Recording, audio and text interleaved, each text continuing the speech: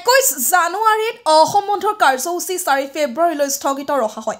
4 ফেব্ৰুৱাৰীৰ ভিতৰতে যদি মুখ্যমন্ত্ৰীৰ সৈতে আনুষ্ঠানিক বৈঠক অনুষ্ঠিত কৰি কৃষকসকলৰ দীৰ্ঘদিনীয়া দাবীসমূহ সমাধানৰ ৰূপৰেখা প্ৰস্তুত নকৰে তেতিয়াহ'লে 4 ফেব্ৰুৱাৰীৰ পিছতে স্থগিত ৰখা অসম বন্ধ কাৰ্যসূচী পুনৰাই ঘোষণা কৰা হ'ব বুলি ঘোষণা কৰে। এবাৰ অসম বন্ধৰ কাৰ্যসূচী 12 ঘণ্টা পৰিৱৰ্তে 36 ঘণ্টা নতুবা 72 ঘণ্টা ৰাষ্ট্ৰীয় ঘাইপথ আৰু ৰেলপথ অৱৰোধৰ দৰে কাৰ্যসূচী গ্ৰহণ কৰা হ'ব বুলি সংবাদ মেলযোগে আক্ৰাছু আৰু সন্মিলিত মঞ্চৰ নেতৃত্বই হুংকাৰ দিয়ে। গোলকগঞ্জৰ পৰা তপনৰ report north east frontier news. আমি চিন্তা কৰিছিলোঁ যে আজি কৈছে জনগোষ্ঠীৰ দীৰ্ঘদিনীয়া দাবী আজি আক্ৰাছুৱে 1990 চনৰ পৰাই জন্মলগ্নৰ পৰাই আন্দোলন কৰি আহিছে। আজি 3টা দশক পাৰ হৈ গ'ল। পাৰ হৈ যোৱাৰ পিছতো কি কংগ্ৰেছ চৰকাৰ কি বিজেপি চৰকাৰখনে যিধৰণে আমাক আশ্বাস প্ৰদান কৰিছিল সেই আশ্বাস ফটুকাৰ ফেনত পৰিণত হ'ল আৰু যাৰ কাৰণে আলোচনাৰ ওপৰত আলোচনাৰ ভিতৰত আলোচনা কৰি আছে কোনো এটা সমস্যাকে সমাধান কৰাৰ কাৰণে আমি সদিচ্ছা দেখা নাপালোঁ আৰু যাৰ কাৰণে আমি যিহেতু গণতান্ত্ৰিক সংগঠন হিচাপে গণতান্ত্ৰিকৰ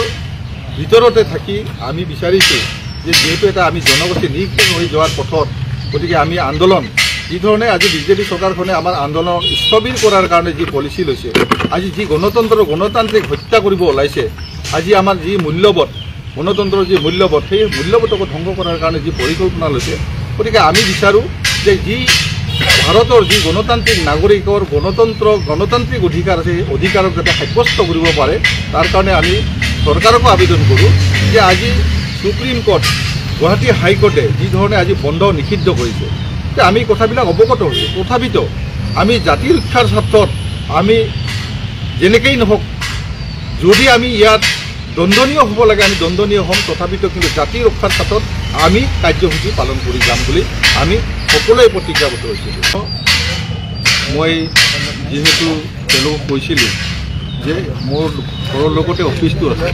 অফিচত তেওঁলোকে আমাৰ অফিচত মানুহ থাকে অফিচত তেওঁলোকৰ কি নটিচ দিব লগা আছে কি পত্ৰ দিব লগা আছে তেওঁলোকে দিব পাৰে কিন্তু তেওঁলোকে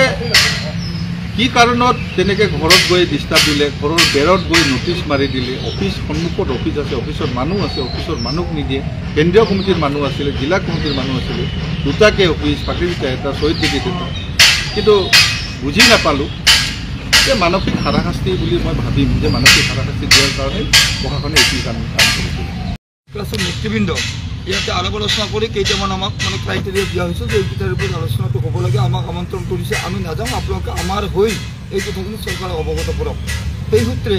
মই প্ৰভাত বৈষ্ণৱ আমাৰ ডক্টৰ নিৰ্মল ৰায় আৰু আক্ৰাছুৰ প্ৰাক্তন সভাপতি বিশ্বজিৎ ৰায় আৰু লগতে অন্যান্য আৰু 11জন লৈ আমি টোটেল 14জন আমি প্ৰতিনিধি তাত গৈছিলোঁ আৰু তাত আমি 4টা বিষয়বস্তুৰ লগতে অন্যান্য বিষয়বস্তুবিলাকো আমি আলোচনাত উত্থাপন কৰিছোঁ। 4টা বিষয়বস্তুৰ ভিতৰত আছিল প্ৰথমটো আছিল পঁচাচংশী লোকসকলক জনজাতিকৰণ, দ্বিতীয়টো আছিল আপোনাৰ কমতাপুৰ ৰাজ্য পুনৰ্গঠন, তৃতীয়টো আছিল কেন্দ্ৰীয় চৰকাৰৰ লগত আমাৰ আক্ৰাছুৰ বা আন্দোলনকাৰী পক্ষৰ লগত এটা ত্ৰিপাক্ষিক বৈঠক এটা অনুষ্ঠিত কৰোৱা আৰু 4ৰ্থ নম্বৰ আছিল যে জীৱন সিঙকে আদি কৰি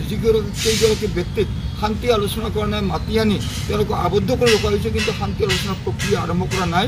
এইকেইটা মূল বিষয় আৰু ইয়াৰ ওপৰত সংযোজিত আৰু কেইবাটাও বিষয় আমাৰ জড়িত হৈ আছিল। আমাৰ মাননীয় মন্ত্ৰী পীযুষ হাজৰিকা ডাঙৰীয়াই অতি সৌহাৰ্দ্যপূৰ্ণ পৰিৱেশত আটাইখিনি কথা শুনাৰ উপৰি আৰু অন্যান্য সংলগ্ন আৰু কিছুমান বিষয়েও আমি তাত উপস্থাপন কৰিছিলোঁ আৰু সেই উপস্থাপন কৰাৰ পিছত তেওঁলোকে আমাক এটা অনুৰোধ কৰিছিল যে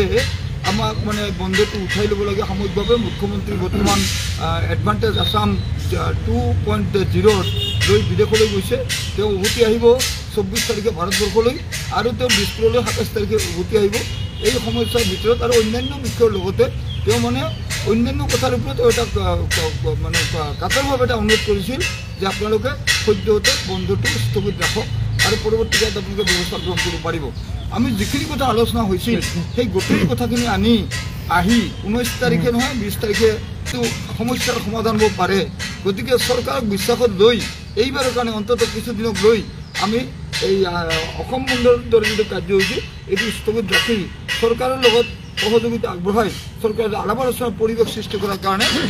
আগবাঢ়ি হোৱাৰ কাৰণে আমি এটা আমাৰ ফালৰ পৰা এটা তেওঁলোকক আবেদন কৰিছোঁ। আমাৰ এইখিনি আছিল ব্যক্তিৰ ওপৰত কাৰণে যি পৰিকল্পনা লৈছে গতিকে আমি বিচাৰোঁ যে যি ভাৰতৰ যি গণতান্ত্ৰিক নাগৰিকৰ গণতান্ত্ৰিক অধিকাৰ আছে সেই অধিকাৰক যাতে সাব্যস্ত কৰিব পাৰে তাৰ কাৰণে আমি চৰকাৰকো আবেদন কৰোঁ যে আজি সুপ্ৰিম কোৰ্ট গুৱাহাটী হাইকোৰ্টে যি ধৰণে আজি বন্ধ নিষিদ্ধ কৰিছে যে আমি কথাবিলাক অৱগত হৈছোঁ তথাপিতো আমি জাতি ৰক্ষাৰ স্বাৰ্থত আমি যেনেকেই নহওক যদি আমি ইয়াত দণ্ডনীয় হ'ব লাগে আমি দণ্ডনীয় হ'ম তথাপিতো কিন্তু জাতি ৰক্ষাৰ ক্ষেত্ৰত আমি কাৰ্যসূচী পালন কৰি যাম।